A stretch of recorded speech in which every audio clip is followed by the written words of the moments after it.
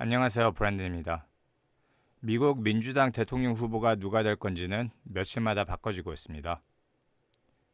제가 전 영상에서 캘리포니아 지사 게빈 뉴섬이 후보로 뜨고 있는 것에 대해서 얘기를 했죠.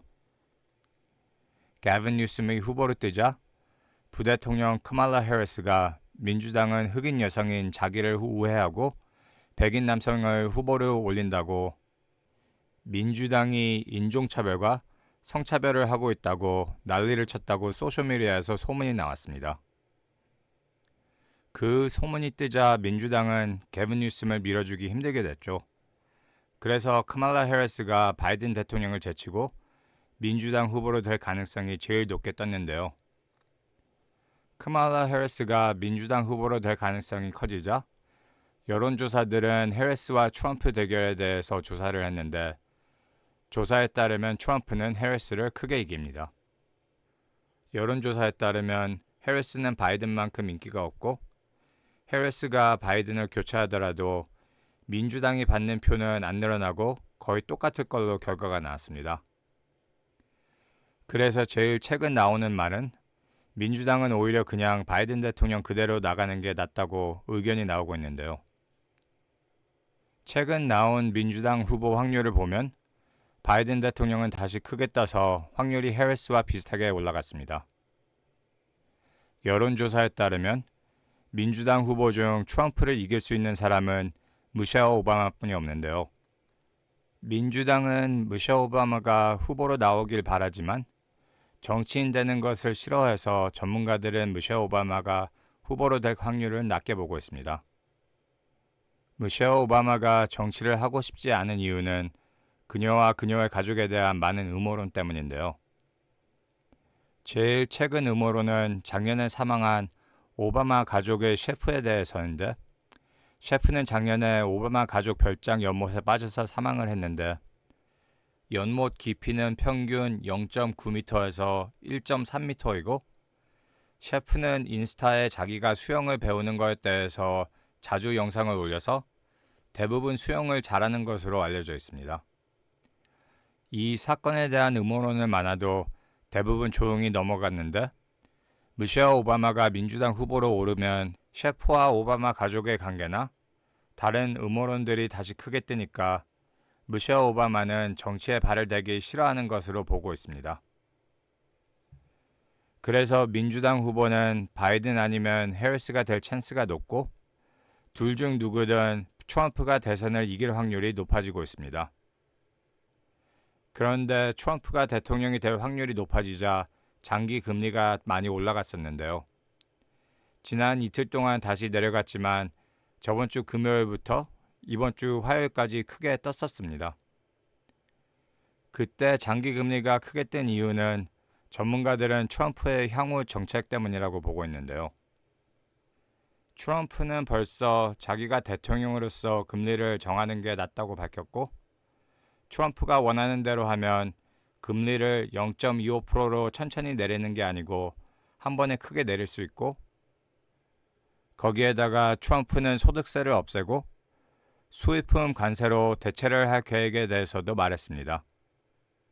트럼프는 수입품에 10% 관세를 달고 중국에서 오는 수입품에는 60% 이상 관세를 달고 전기차에는 200% 관세를 달을 거에 대해서 말을 했습니다.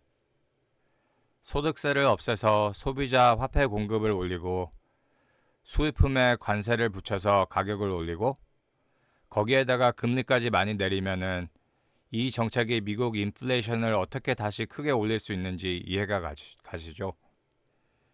전문가들은 수입품 관세가 소득세 철세를 상쇄하지 못할 것이라고 봐서 트럼프가 그 정책을 적용할 수 없을 거라고 말하지만 트럼프가 말하고 있는 경제 정책을 들어보면 다시 높아지는 인플레이션이 보입니다.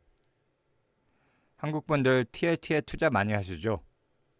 미국에는 많은 투자자들이 트럼프가 대통령이 되면 장기 금리가 올라갈 찬스가 많으니 TLT 같은 투자 제품은 피하는 게 낫다고 보고 있습니다.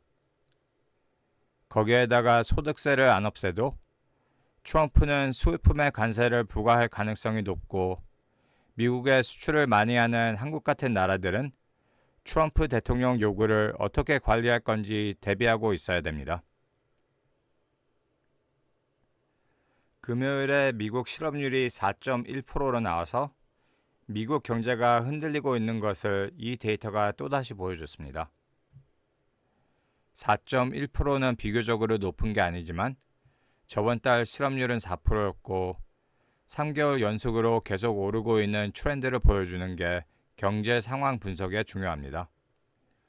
바이든 정부는 일자리 수가 20만 6천 개 올라간 것을 자랑으로 보고 있는데요.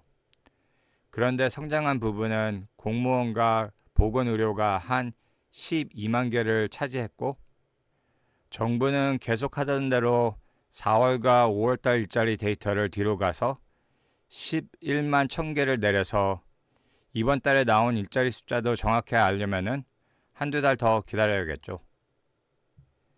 계절성으로 7월달은 주식시장이 좋은 달이고 7월 첫 번주에 S&P 500과 나스닥은 또 다시 기록을 세웠습니다.